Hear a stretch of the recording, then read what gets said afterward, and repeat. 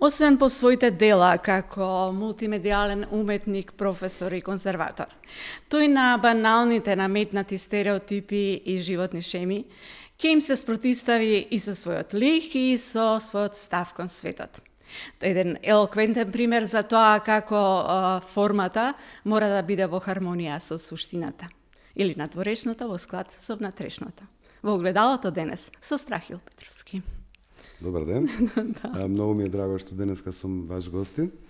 Навистина имате прекрасен подкаст со прекрасни гости и навистина ми е чест што сум ваш гостин, е баш денеска. И добро, после еден период на договарање, дали заради нормално многу обврските. Ама јас многу ги почитувам луѓето кои што не прават компромиси и кога знаат да кажат не затоа што сега не е моментот, туку нели ќе дојде моментот кога ќе имаме што да кажеме всушност. Така да ова е вистинскиот момент, се она не само овие последни месеци, нели бурна цела 25 година, така. Во меѓувреме има многу што да се зборува, што се случуваше. Ние се договаравме, вие ми се јавивте практично, не знам кога беше, не се сеќавам. Мислам дека кога почнувавте со подкастот и мислам дека тогаш за прв пат онака се слушнавме, по подолг период се немавме видено, иако се познаваме подолги години, сме соработувале подолги години. Обично по изложбите. Обично по изложбите, па дури и на модните ревии. Да. Така да ми се јавивте и тогаш во тој момент јас реков не, одговорив и многу беше криво тогаш, меѓутоа просто јас не можев да во тие моменти немам што да кажам. Едноставно сметав дека во тој момент едноставно немаше нешто за што би може да дискутираме и така натака, освен за она што поминало, нели, претходно. Ја во принцип сум човек што не сакам да се повторувам и секогаш кога се работи и кога работам, нели, на мултимедијални проекти, на изложби и така натаму, значи секогаш сакам да биде тоа нешто ново, нешто сериозно направено и направено во пакет. Така што тогаш ви откажав, меѓутоа еве денес со задоволство сме тука. У меѓувреме се гледавме, нели, на многу настани, на многу изложби и мислам дека денеска еве навистина е вистинскиот момент да продискутираме за она што се случуваше во 2025 година, затоа што навистина беше година која што можам да кажам дека ете некако дали ме одбележа или не, меѓутоа некако година со многу настани, многу изложби, многу патување. Така што да, со причина сме тука денес. Многу често кон себе си, затоа што наспроти оние кои што по секоја цена мора да се појавуваат на секаде, па дури со банални муавети, нели. Меѓутоа, еве, она што се случуваше буквално многу згуснат агента. Агендата, да. Од 2016 така некако имам чувство дека има камбекот во 2016. Да, не само нели камбек после подолг период, туку и како сето тоа се повеќе и повеќе, нели, расте и поинтензивно. Поинтензивно е. Па да, ја имав пауза, мислам тоа и во мојата биографија секако стои, дека некои 10 години јас претходно секако со многу изложби и самостојни и групни по завршувањето, нели, на факултетот за ликовни уметности. Одсек модно креирање, морам да напоменам. Имав исто така згуснат распоред, меѓутоа 10 години од нели семејни причини така натаму, мислам сега да не ја шириме темата. Едноставно мислам, односно направив 10 годишна пауза, меѓутоа во 2016 година го направив камбекот. И тоа е некаква акумулирана. Па, ајде, ја се зезам обично вака во неврзан разговор со мои пријатели блиски, дека тоа била некоја црна дупка во мојата кариера. Меѓутоа, сега од оваа дистанца, Сметам дека тоа била некоја акумулација на нова енергија, на некои нови искуства, на нови познанства, на едноставно се случувал живот во тие 10 години. И навистина 2016 го направив, да, имав многу, како да кажам, многу моменти кои што требаше да ги пресечам за тие 10 години, многу размисли, многу предизвици. И убави и неубави предизвици, меѓутоа во 2016 да, ја одлучив дека тоа е тоа, јас морам едноставно. И креативното мора да излезе креативното како креативниот набој. мора тогаш да излезе на површина и дека морам да го направам тој фамозен камбек. Да, 2016 се случи идентитети. Значи изложба која што навистина побуди огромен интерес на ликовната сцена во Македонија. И навистина имаше и одлична критика за истата. Се случи во Национална галерија на Македонија, во Чисти Амам. И требаше цитатот да имаш величе, може и да го прочитам. Океј, нема проблем. Да. И ја бев навистина изненаден. Или требаше да биде онака баш камбек во полн сјај, или ќе се случеше нешто, ма само така ќе се случеше и ќе поминеше незабележано. Меѓутоа, мојата енергија, мојот карактер, мојата харизма, ајде ако можем да кажем, мислам не ми дозволува просто ја и ни еден проект до сега кој што сум го реализирал, не поминувале така, колку да поминат и да ми се напише во биографија, да ми се пополни биографијата. Не, тоа секогаш морало да биде во пакет, значи со работа со голем тим на луѓе, од фотографи, дизајнери, куратори и така натаму. Јас тежам кон совршенство, меѓутоа знам дека никогаш нема да го достигнам, меѓутоа убавината па е и во несовршените работи. Да спомнеме, нели, многу е интересно ова што се случуваше тие изложбите во Њујорк и во Париз, кои што веројатно за секој уметник се некаков престиж. И престиж и предизвик, морам да признам. Огромен предизвик за мене, првин, затоа што вие представувате држава, представувате Македонија надвор од границите, нели? Значи, морате да првин да внимавате со што се представувате, како ќе се представите. Значи, мора тоа да биде на највисоко ниво. Особено во такви уметнички центри. Особено во уметнички центри, како што се Париз, Њујорк и така натаму. Париз, да, минатата година по трет пат, значи, изложувам во Париз со изложбата реминисценции, веќе заборавам како, затоа што многу активности, многу настани, многу изложби, веќе полека, ако не ги запишам и ако не ги евидентирам, се заборава. Да, со реминисценции во јуни месец минатата година, по трет пат во Париз изложувам, во Абстракт Прожект галерија, тоа е приватна галерија, на убаво место во Париз, одлично помина изложбата. Имаше и коментар дека по подолг период не се случила таква интересна изложба од типот дека ги поместува границите, во смисла галеријата има некое искуство да се поставуваат по-класични изложби. Меѓутоа, секогаш сакам да се надпреварувам со себе и да ги поместувам некако границите колку можам и колку сакам и колку сам си дозволувам. Така што тоа беше коментарот. Да, овде се случи многу интересна изложба, мимо останатите, нели, изложби кои што они си ги реализираат, меѓутоа тоа се по-класични, нели, слики кои што се поставени на зид.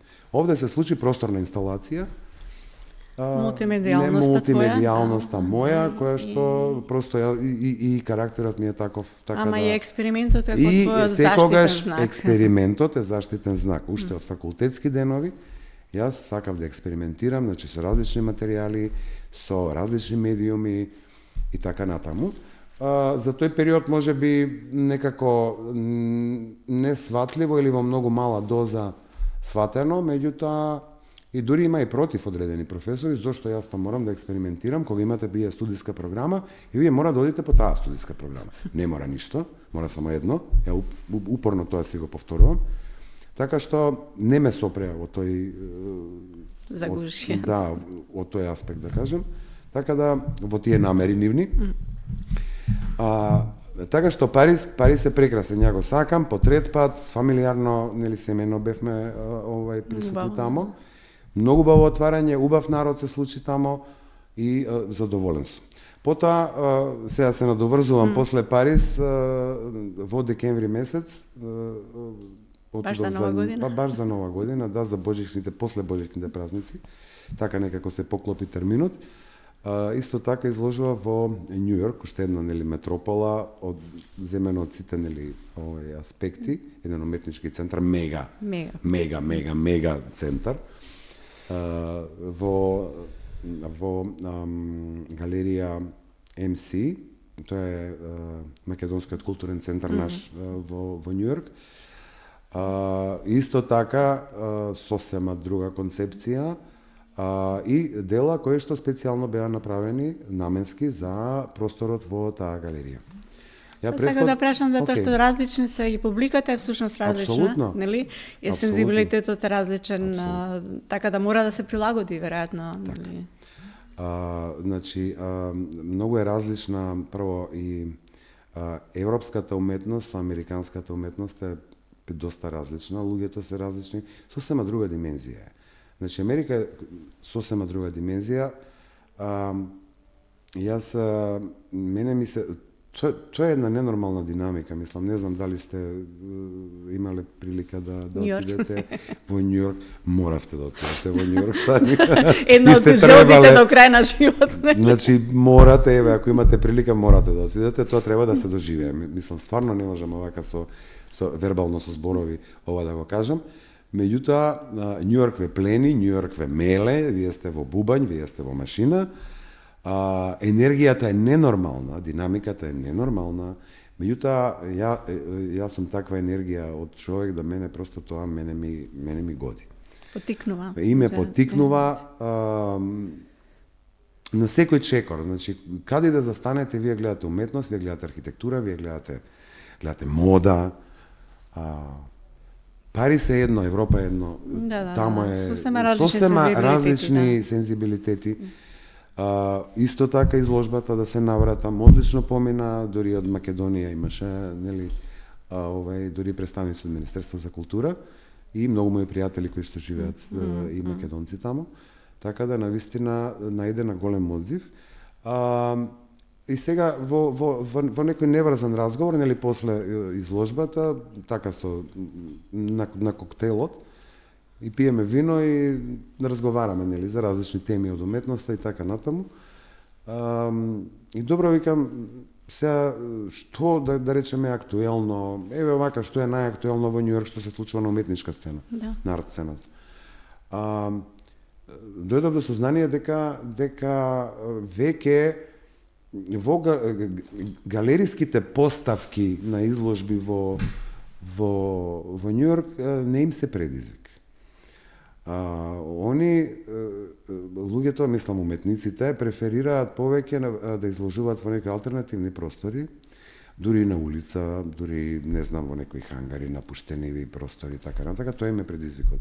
Веќе галериските простори, како да кажам, стана места за коктейли, за промоции, за покажување на модата, за покажување на моќ, на влијание, на пари и така натака.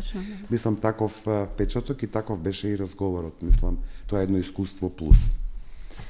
Ама самата посета, нели, самото сопствено изложување, мислам, самата посета предпоставувам, ако не сум сигурна дека предпоставувало и посета на музеи, она што се случува, нели, тоа што е осознавање некакво пошироко. Ние можеме да ги гледаме сликите вака, меѓутоа кога ќе ги видите, нели, делата во живо е сосема друга.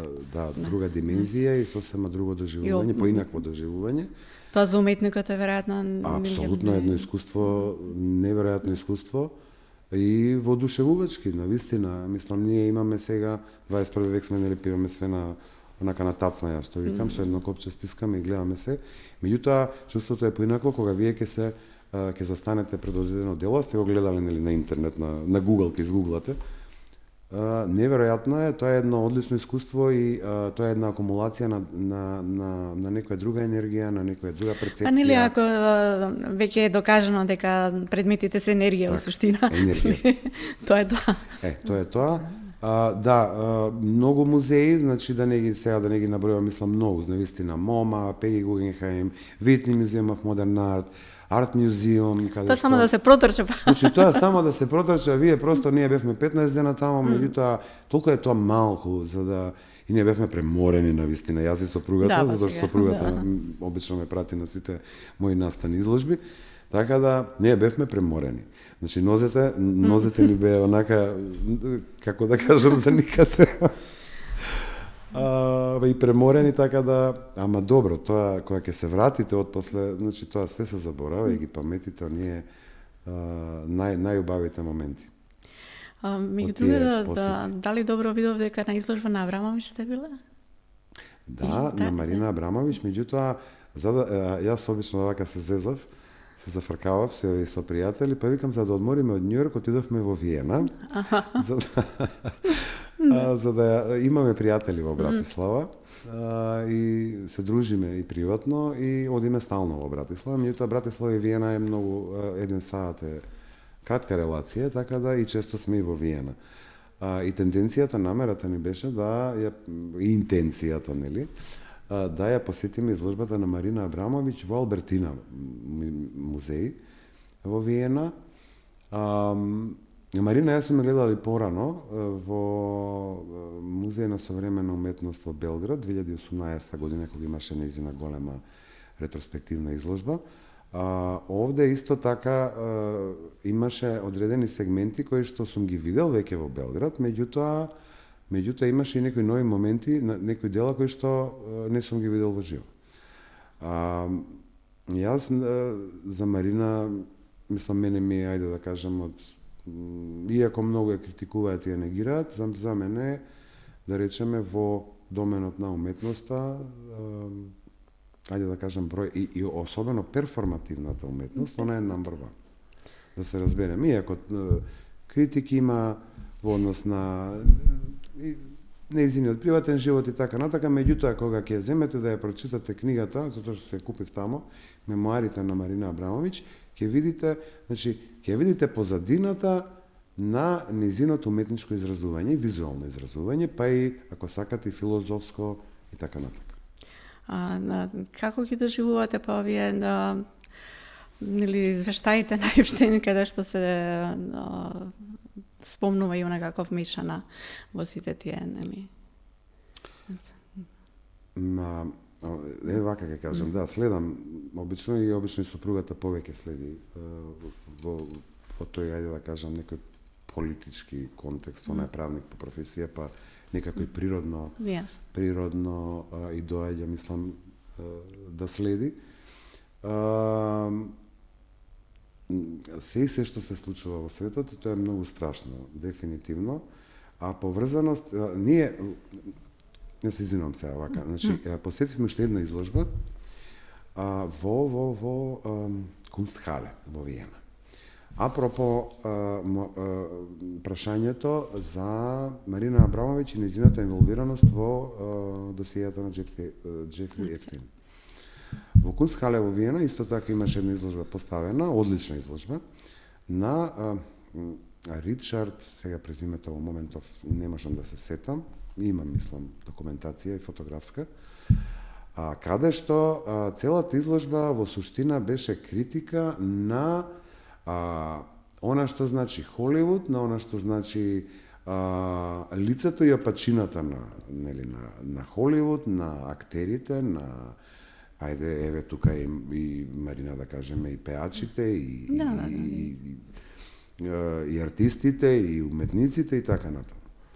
Значи, навистина, онака во живо ги гледате и колажирани слики, наредени во огромни фризови, дури и видеоинсталации, каде што навистина се прикажа одредени сцени кои што ве наежуваат и навистина го ставаат човек во една...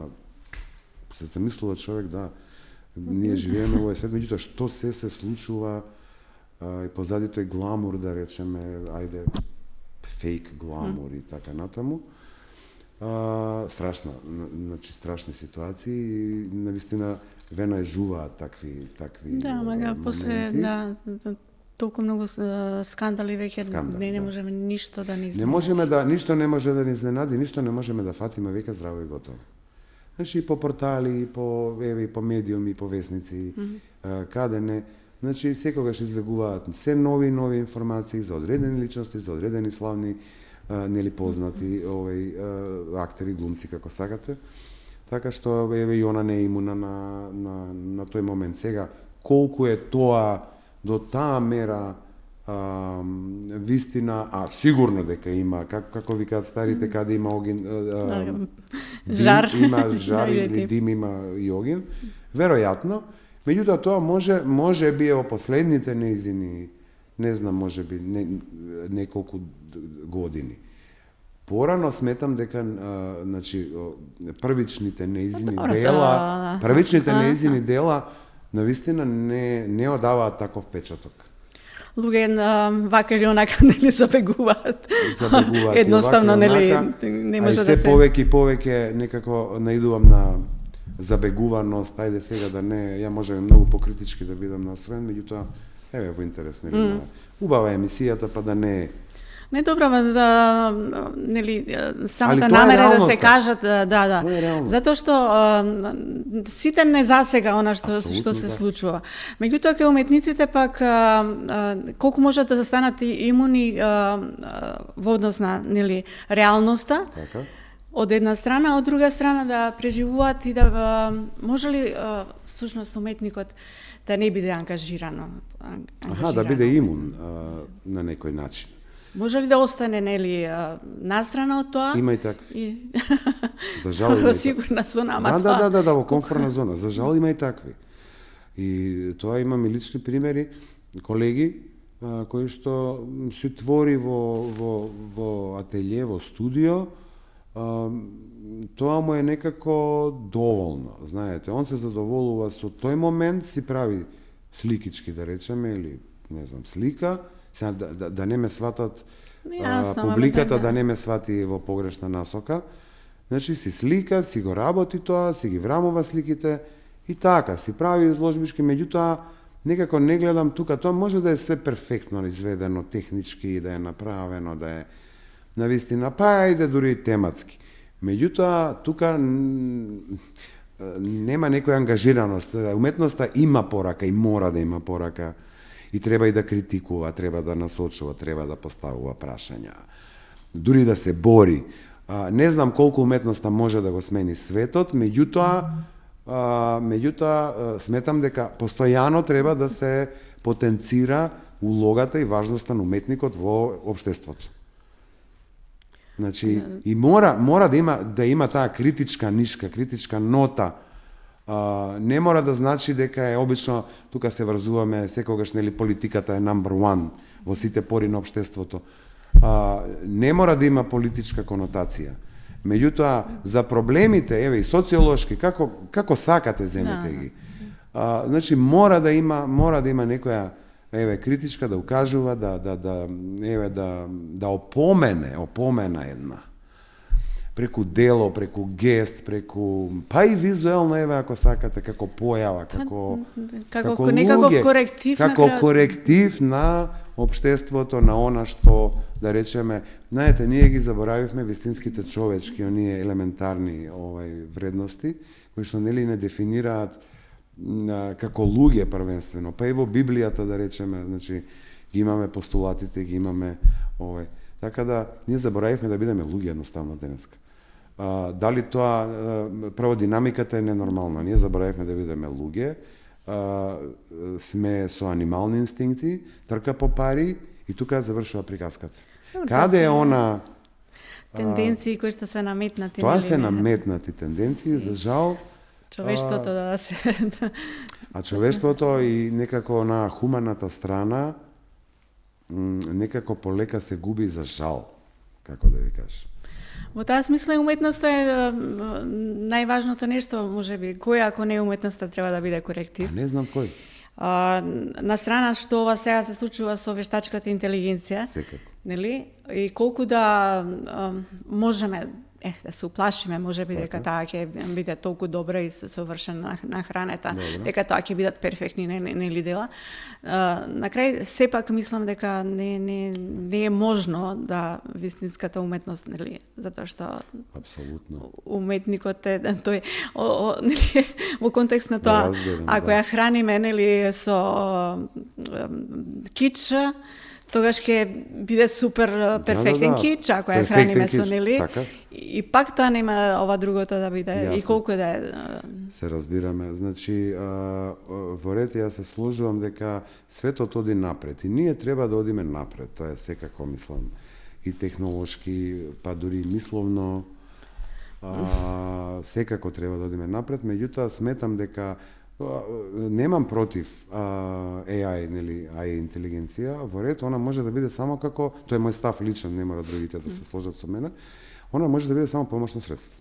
Колку и да е совршено тоа, колку и да е, нели, од сите аспекти. Да, ставате фотографија и она ти ја прави идеална визуелно, не знам, мислам. Меѓутоа, колку, сега се прашувам лично, колку тоа ќе има душа? Колку вие давате од себе, од внатрешните пориви ваши? Мислам дека не. Мислам дека не. Значи, вие кога работите на едно дело, кога работите проект, вие се давате целиот. Значи, она размисла, она внатрешни преживувања, доживувања и така натака, значи, вие кога стварате едно дело,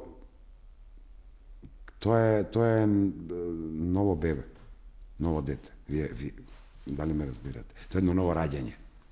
Со секое ново дело, тоа е едно повторно раѓање.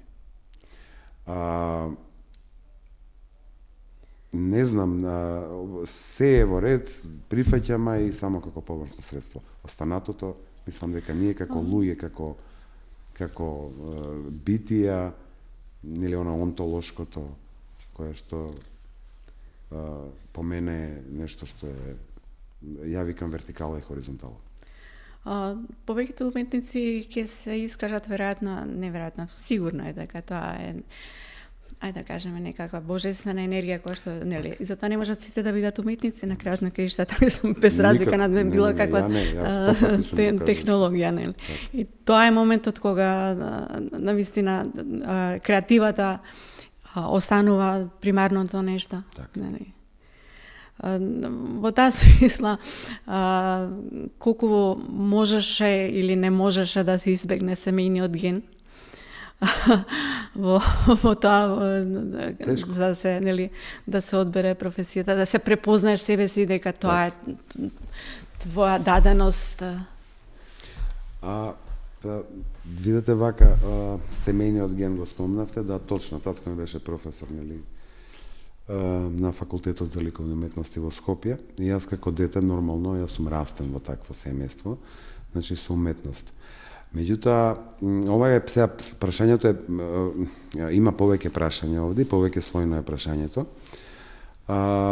Имав некако растен сум со таа уметност, мајка ми беше воспитувач во детска градинка, така да некако културата и образованието ни се така ни беше во домот поставени, некои работи ни беа. Културата пред се. Кај нас секогаш беше, ја обично се зафркавам, беше хотел Промаја. Така викам, хотел Промаја. Кој не дошол кај нас дома? Многу луѓе, многу случувања и така натака. Некако, како дете, гледате овамо, со многу луѓе се среќавате и некако првично што сакав, и мислам дека сега од оваа дистанца, мислам дека го достигнувам она што уште тогаш сум го сакал. Не знам зошто, веројатно таа енергија божествена, вие што кажавте, дека навистина да, тоа е така. Имав и бекап. Треба само да го откриеш од Само веројатно треба да го откриеш и да се себе спознаеш. Тоа е тоа. Себе спознавање. Така. Имав и бекап варијанта. Ако не студирам ликовна академија, татко ми беше против. Тоа знаете, он беше против, дефинитивно, затоа што вика ќе го одбереш најтешкиот пат. И тоа е така, тоа е точно. Особено кога го имаш таткото како точно, затоа што авторитет. Овака сега, ќе кажам една, србите имаат оваа поговорка, ќе кажам на српски, иако не преферирам, меѓутоа, ајде. Најтеже е сину победнику. Толку. Така да, имав и бекап варијанта, тоа сакав да кажам, да студирам, ако не ликовна академија, односно факултет за ликовни уметности, тогаш ќе беше архитектура и теологија. Сето тоа, од оваа дистанца, на мои 52 години, има и текако импликации и рефлексии уште од тогаш, во она сега што го работам и што го творам. Да, одбрав на ликовна академија тврдоглаво, на смер сликарство и насока модно креирање. Значи, јас од секогаш сакав визуелно да биде некако се перфектно, па дури и дома. Во домот. Јас знаев како и тинејџер, да речеме, да преместував мебел по дома. Дали сите тие елементи, архитектурата, ликовното. Сакав, значи не ми се допаѓаше оваа гарнитура, па ги молев моите да смениме гарнитура. Па не знам, оваа боја кафејава не ми се допаѓа, па сакав на бело. И така натака и така натака. Значи, сите тие елементи придонеле, да не зборам колку работа сум поменал и труд, многу повеќе од останатите. Зборам за конкретно за студиите, за да се докажам прво пред себе, па пред татко ми, затоа што ќе беше срамота ако некого... Тоа е тежок товар. Тоа е многу тежок товар, верујте. Јас сум израснат во факултетот за ликовни уметности, во деканатот, во Сулијан. Меѓутоа, навистина беше огромен терет. И обично, од оваа дистанца не ни сакам да се навраќам многу некако на факултетот. Некако тука ми е факултетот, ама и емотивно сум многу врзан за факултетот и од многу други причини. Така да, тој бил патот, нели? Меѓутоа, со многу работа, со многу труд, докажување, себе докажување, меѓутоа не декларативно, туку, навистина, кога вистински го сакаш, сите, и кога вистински сакаш, ја сакаш работата и професијата, навистина, мислам дека талентот, како што кажува Леонардо да Винчи, е 99%, не, пардон, 1% е талентот, 99% е работата. Меѓутоа, еве сега па тоа се огледа и во различните позиции професионални кои што ги имате. Значи, од една страна е ликовната уметност, мислам ликовното изразување, мултимедијално, ајде да видиме мултимедијалните. Затоа што ајде и тоа да посочиме дека внимаваме нели на секој збор затоа што да не средна генерација на визуелни уметници. Да, визуелното е нели она што го приоритетно, примарното. Ама и сите тие елементи од ликовната мислам, од визуелните уметности. Од една страна, професурата од друга страна, нели? И конзервацијата од сосема нешто нели, ајде да речеме диаметрални се спротивни. Затоа што едното е креација, каде што мораш да се дадеш потполно, од другата страна не смеш никаква креација да имаш во конзервативата. Можеби професурата како некако оваква прави баланс или освежување. Некако премин можеби некако. Како успевате всушност да ги изменаџирате сите тие различни нешта? Уметноста е универзална, да. Сепак пристапите се многу различни. Апсолутно. Па успевам. Јас долги години работев значи од 2001 година во Националниот конзерваторски центар во Скопје.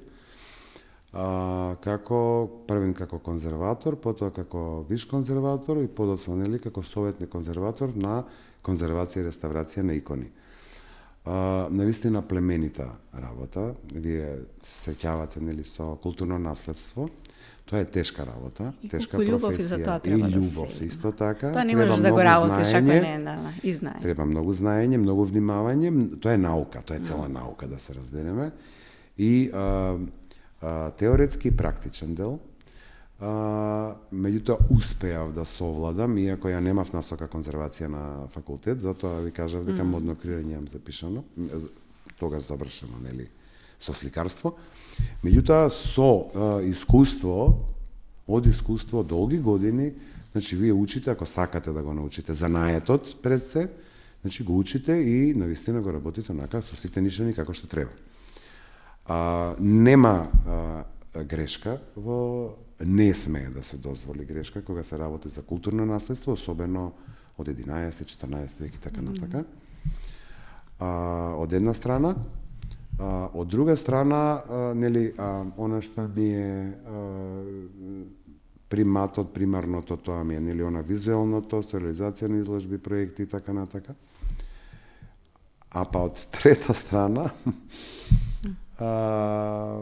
или измеѓу, ајде да кажеме така, некој баланс одржува професорската работа на Факултетот за арт и дизајн при Европскиот универзитет Скопје, каде што предавам на 3-та и на 4-та година фотографија, предмет. Исто така моја огромна љубов,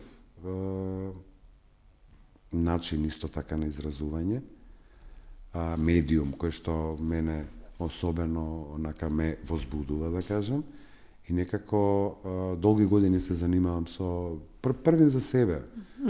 Мислам и за себе и до ден денеска е за себе. Јас не профитирам од фотографија, просто тоа ми е онака задоволство. Уште еден мој како да кажам, од многу разговор некако ајде задоволство ќе го кажам, меѓутоа веќе и почна и мерак, да, ама и професија веќе. Педагошката работа, ја имав искуство 2 години на факултетот како демонстратор на факултетот за ликовни, меѓутоа ова е сосема нешто друго. Значи педагошката работа од друга страна си има и своји предности, меѓутоа и своји мани. Генерациите апсолутно не се исти како порано, да се разбереме. За жал се среќаваме со се полоши и полоши генерации. Да не се лажеме, секоја честна исклучоци има навистина врвни деца. Да, ама знаеш, кога правилото станува исклучок. Така. Меѓутоа се надевам, јас сум оптимиста, иако онака сум дарк тип, можеме да речеме, јас сум оптимиста во принцип и секогаш гледам некое светло дека нешто ќе биде на подобро и мора да биде на подобро. Барем за мене, така некако се ги прецепирам работите. И доста ми века да слушам коментари од типот нас не бива, ние не можеме, ма дајте, во таа насока. Смачено ми веќе да слушам, нас не бива. Зошто не бива? Затоа што не сакаме да работиме. Мрзели сме. И мрзели сме како народ. Сме мрзели. Подите на запад. Значи работите, имате, не работите, немате. Зошто не бива? Како не бива? Ве молам, имаме и кадри, стручњаци имаме професори, имаме интелектуалци, имаме. Па дајте ве молам, доста веќе. Немаме, не можеме, не сакаме. Секој со својот пример, со својот придонес. Апсолутно да. Да, ама во таа ако сите придонесеме, мислам дека, извини. Да. Не, па сакам да се надобрзам, нели, во однос на професорската работа, во однос на генерациите. Вистинскиот професор веројатно е оној кој што треба да инспирира, не само да предава. И затоа не може ни секој да биде професор. Не може секој да биде. Не можете да го имате знаењето, меѓутоа нели треба да знаете да знаете да го пренесете. Како нас не учеле, ја викам бардовите на факултетот за ликовни уметности. Еден пластичен онака пример, краток, да не должам, кога ќе влезеше, ја завршив кај професор Родолјуп Анастасов. И ова често uz муабет онака со пријатели, мои колеги, и на студентите и ден денеска ова им го кажува. Кога ќе влезеше Анастасов, значи ние сите станувавме прво, значи имавме ние ги викавме магариња на факултетот или штафелаи, каде што нели работевме сликавме нели делата ги работевме и кога ќе влезеше професорот Анастасов, господин, почина за жал сега пред извесен период, онака со кожното ташниче дотеран. Ние стоевме овака. Ние стоевме буквално замрзнати, во смисла дека што он индивидуално држеше настава, од секој студент до секој доаѓаше и правевме разговор и корекции на она што го сликавме, што го работевме. И сега ние бевме толку уплашени, смрзнати, што ќе ни каже професорот за нашето дело. Тоа е она што знаеше да го пренесе, знаеше да има прекрасен однос со секој студент. Тоа е она што, мислам, денеска недостасува. Во смисла дека овој некако капиталистичкиот момент некако не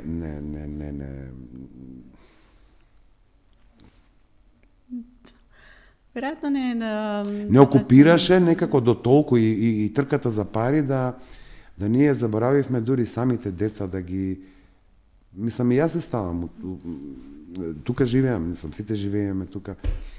Некако не преокупира и забораваме на своите деца, на воспитувањето на младите генерации.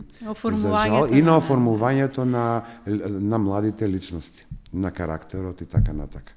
Вие не можете да го воспитате, ако сте професор, еве и прашајте и во основно училиште, прашајте и во средно училиште. Дали професорите или наставниците ги воспитуваат тие деца? Да, точно, они можат и мораат знаење да им пренесат и така натака. Меѓутоа, елементарното домашно воспитување, тоа они не можат да им го дадат. Да, дефинитивно. Апсолутно. Па без база, мислам. Без темел, вие нема шанси, куќата ќе ви падне. Така да тоа е тоа. Да, не знам, еве што се случува и со факултетите, буквално, ајде да кажеме, навистина, мислам, реалност е дека се делат дипломи, само заради диплома, без, нели... Да, има, мислам, има и секако. Тоа го ништи. Па затоа сега имаме нов закон, сега ќе се подготвува, мислам, дали е собраниска процедура, не знам сега. Ова се информации кои што јас, нели, како, еве, дел од образовниот систем, па морам да ги следам и така натака, и треба.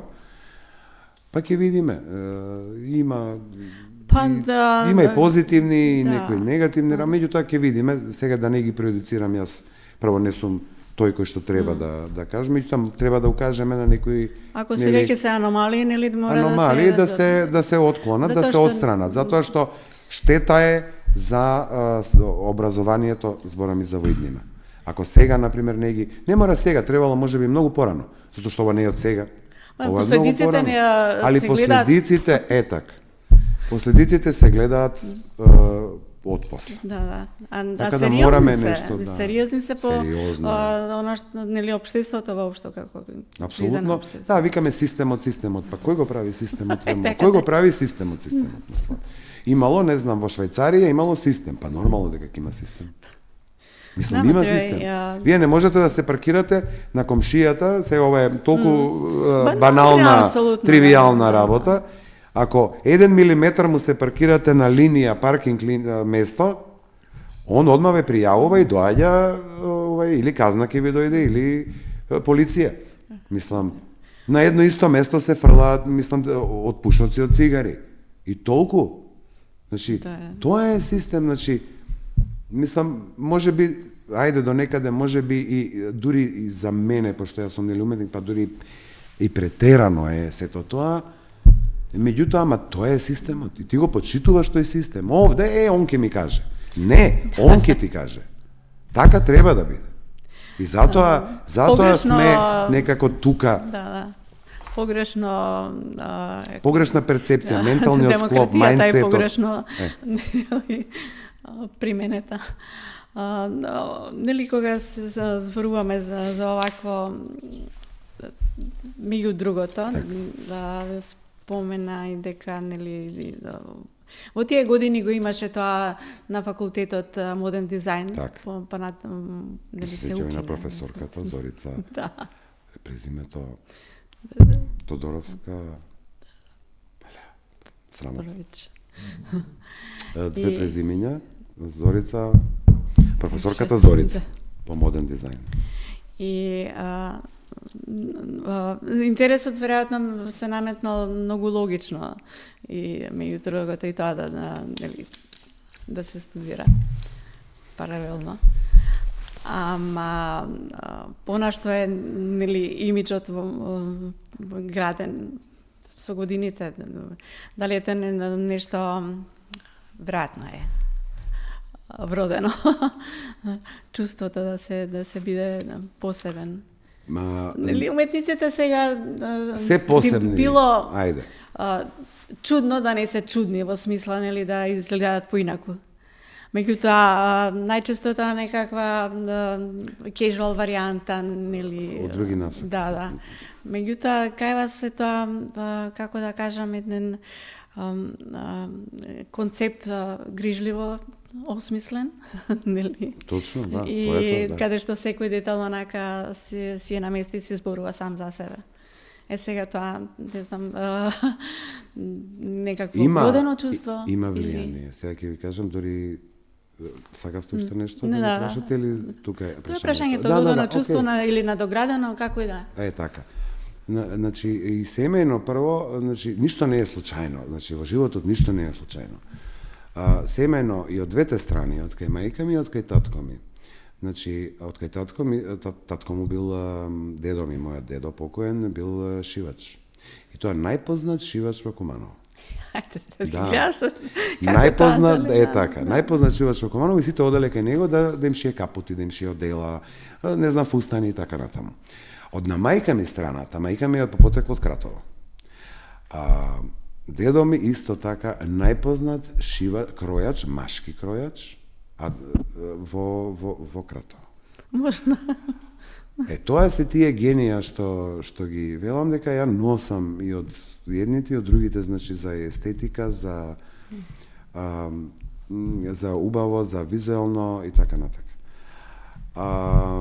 Она што перцепцијата на уметникот денес и можда и порано, дека нели уметниците се несериозни, па ајде, он е луд, нели, мислам. Да, обично таква е некоја перцепција владее, не знам дали се уште, веројатно да, ама не може да биде секој уметник дефинитивно и го нема што е X фактор. Да, имам вродено, ќе се навратам, но имам вродено, ги кажав причините, меѓутоа тоа се надоградува со годините. Од секогаш сакав да, дури за матура, од секогаш, значи, кај да било, од секогаш сум внимавал прво на својот изглед. Значи, тоа не морало да бидат скапи парчиња, апсолутно, дури и ми шиеле, локални, не знам, шивачи и така натаму. Меѓутоа всушност, извини, ама нели креативецот не може да носи нешто што се продава во... Да, морало тоа да биде уникатно, точно. Иако, не знам, сум недоволна разноразни моменти оговарања, па види го каков е, и така, дури со лоша конотација. Па добро.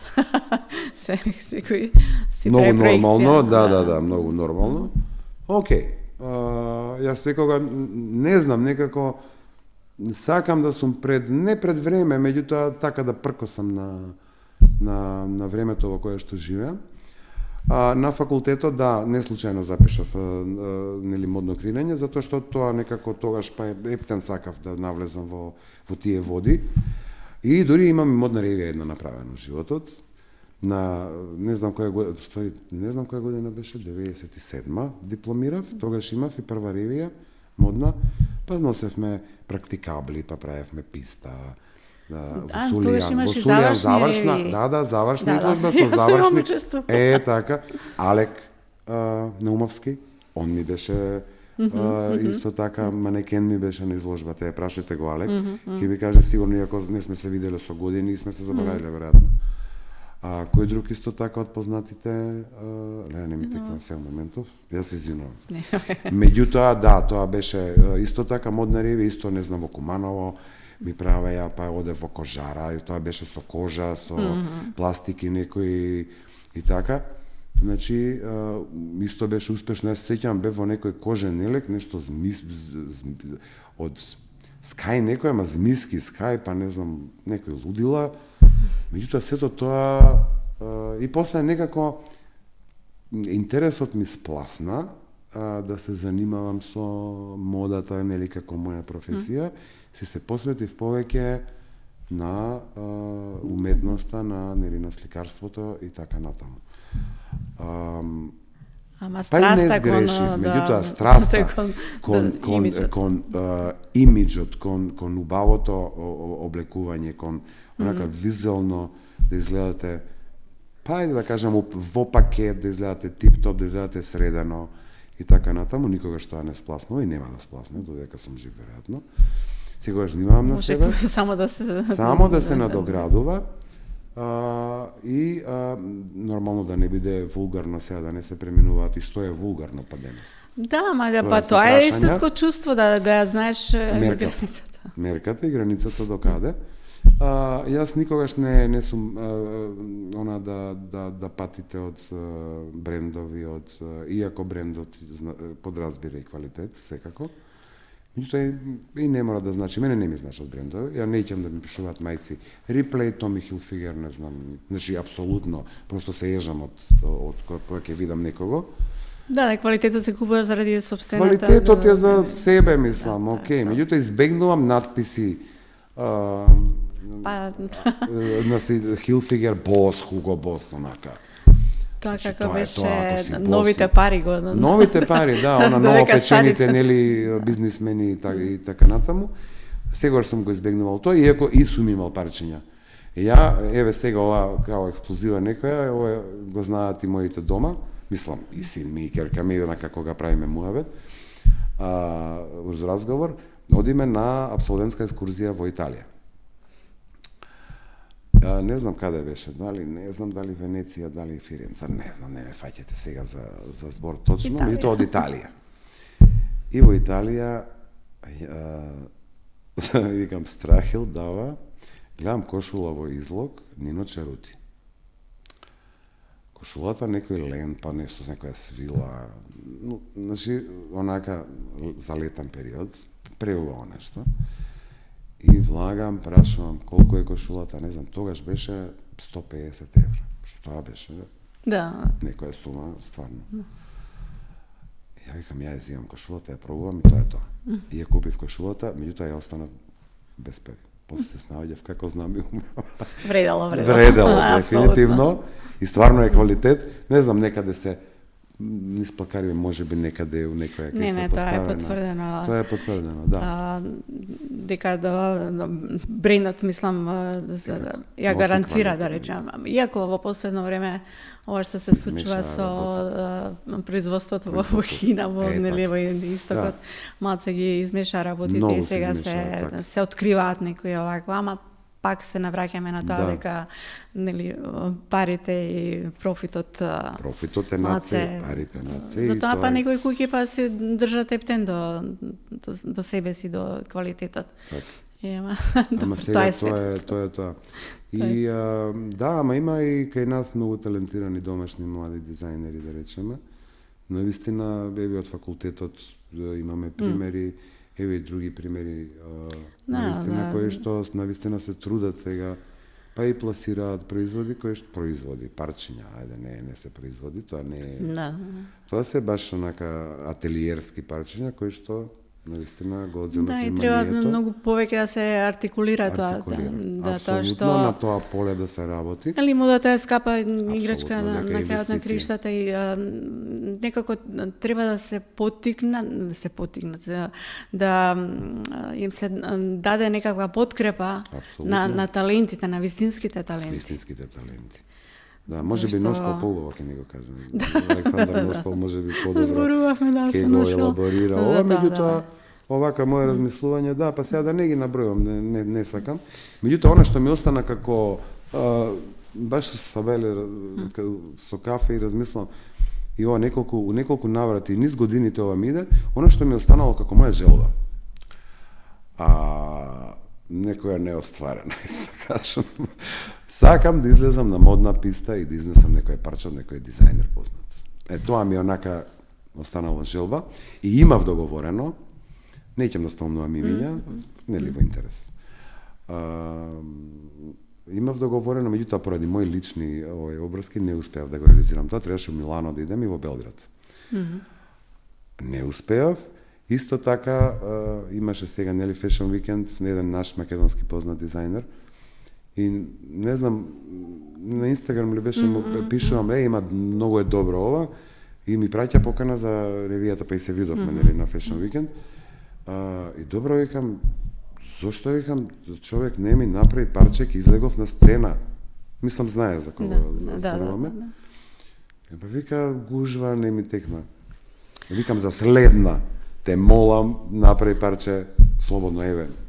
Ја ќе се појавам. Тоа е чудно како не е. Не знам, имам таква потреба. Да, сакам да кажам како последниве години на светските писти се протежираат нели не само повозрастни, него и индивидуалци. И индивидуалци, така. Буквално, затоа што тоа да не само да го покажуваш моделот со својот интегритет, со свој идентитет и така. Идентитет, така. Овде не им текнува, така.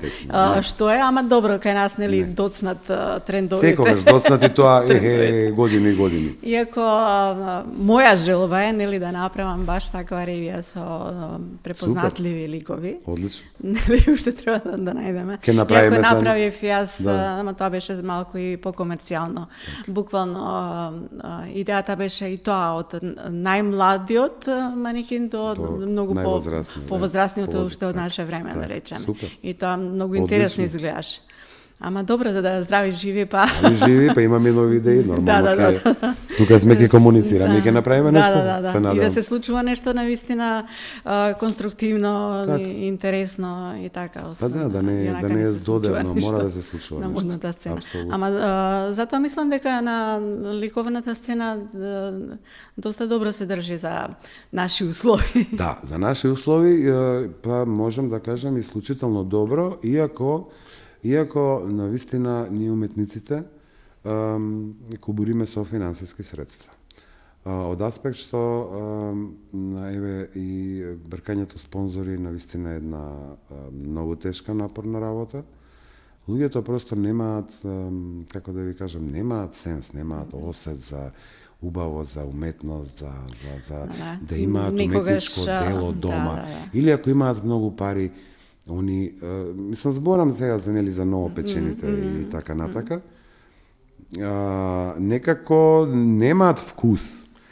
Пазете, они ќе платат милиони на ќе се направи убава куќа, најмодерна куќа, архитекти не знам од овамо од онамо, најубавите мебели, тоа и лично искуство имам ја од лично искуство го зборувам.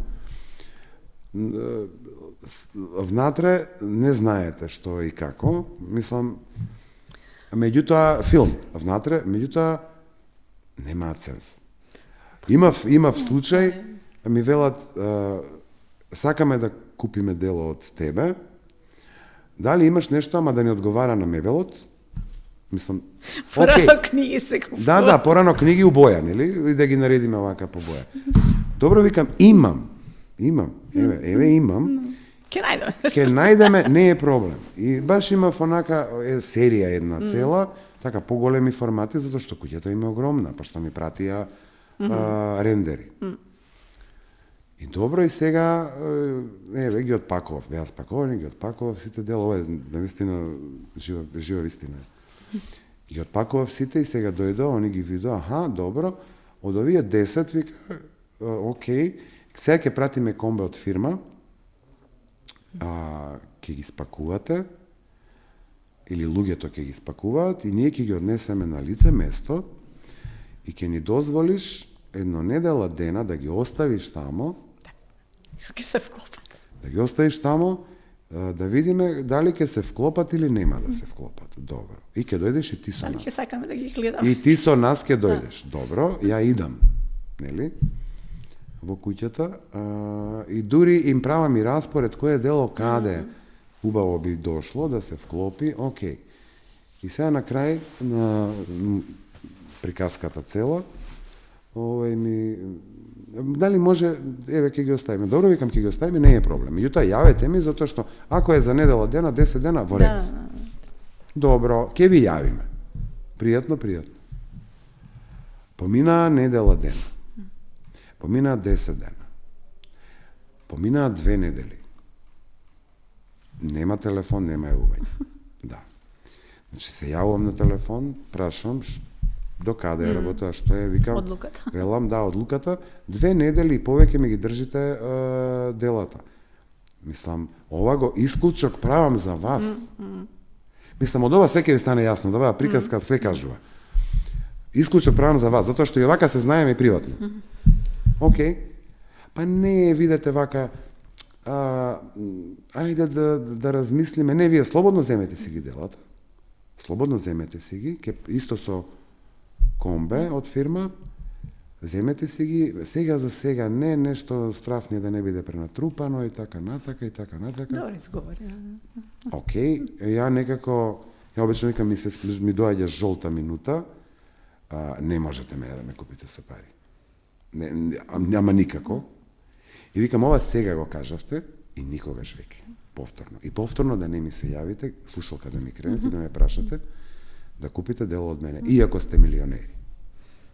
Извинете, мене не ме купувате. Тоа е, ова е социолошки проблем. Да. Дали ми се разбираме? Од друга страна, да, јас ги прашувам и дизајнерите, нели, како им е, ако она што го дизајнираат, нели, продуктот, се најдена погрешна. Не е секогаш, нели? Не е секогаш пријатно, еве, нели, собствено чедо да се најде, да се најде во некаков кич контекст, да речем. Кич контекст, за жал. И се повеќе кич контексти имаме и концепти, за жал. Па и гледаме, И гледаме, Сани, гледаме. Особено по фирмиве, по, не знам, институциите, точно. Какви дела се купуваат и кои највеќе. Така. Па и какви дела се купуваат и како се облекуваат, да речеме. Тоа си е, нели, врзано некако да животен стил, ти не можеш да побегнеш ако е едното, само ако си тој си и во делото што ќе го ставиш на зид и во обликата. Ако кажам уште една работа, јас стварно ќе навредам некој, не сакам тука ќе застанам. Ќе бидат навредени многу, ама не сакам.